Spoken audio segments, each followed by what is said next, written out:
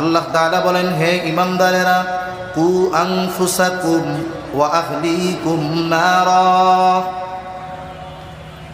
হে ঈমানদারেরা, তোমরা নিজে জাহান্নামের আগুন থেকে বাঁচো, তোমার অধীনস্থদেরকেও জাহান্নামের আগুন থেকে বাঁচাও।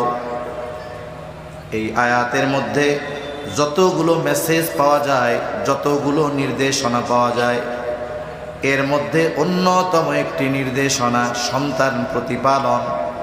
ঈমানদারদেরকে উদ্দেশ্য করে আল্লাহ তাআলা বলেন, হে ঈমানদারেরা, নিজে জাহান্নামের আগুন থেকে বাঁচো, অধীনস্থদেরকে জাহান্নামের আগুন থেকে বাঁচাও। কেমন করে জাহান্নামের আগুন থেকে বাঁচতে হবে?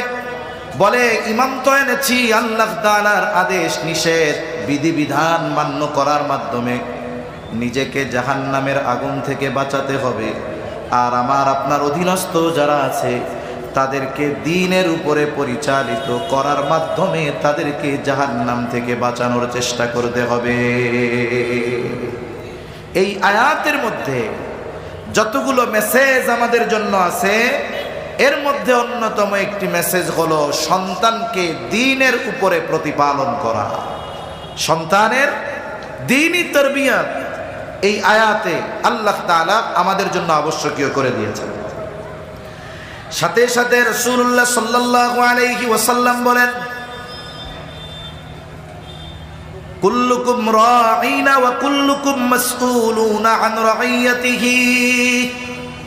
তোমরা প্রত্যেকেই দায়িত্বশীল, প্রত্যেককেই তার দায়িত্বের ব্যাপারে জিজ্ঞাসা করা হবে। নবীজি সাল্লাল্লাহু আলাইহি ওয়াসাল্লাম বলেন, রাষ্ট্রনেতা একজন দায়িত্বশীল, সে তার দায়িত্বের ব্যাপারে জিজ্ঞাসিত হবে। একজন পুরুষ তার পরিবার পরিজনের ব্যাপারে দায়িত্বশীল, সে তাদের ব্যাপারে জিজ্ঞাসিত হবে। এক কথায়, আমার আপনার অধীনে যারা আছে, আমার আপনার অধীনস্থ যারা আছে, তাদের প্রত্যেকের ব্যাপারে কিয়ামতের ময়দানে যার সামনে আমাকে আপনাকে জবাবদিহিতার কাঠগড়ায় দাঁড়াতে হবে, তিনি কে?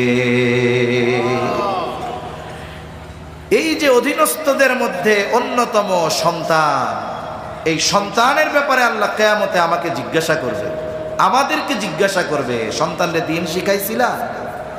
যদি সেই দিন আমি আপনি দুনিয়ায় সন্তানকে ইসলামী তারবিয়াতের আলোকে, ইসলামের আলোকে তাকে প্রতিপালন না করে থাকি, দ্বীনের উপরে যদি তাকে আমি আপনি প্রতিপালন না করে থাকি, সেই দিন যেই সন্তানকে আপনি শহরের সবচাইতে দামি স্কুলে পড়িয়েছেন, যেই সন্তানকে আপনি আপনার সবচাইতে দামি পোশাকগুলো কিনে দিয়েছেন, ওই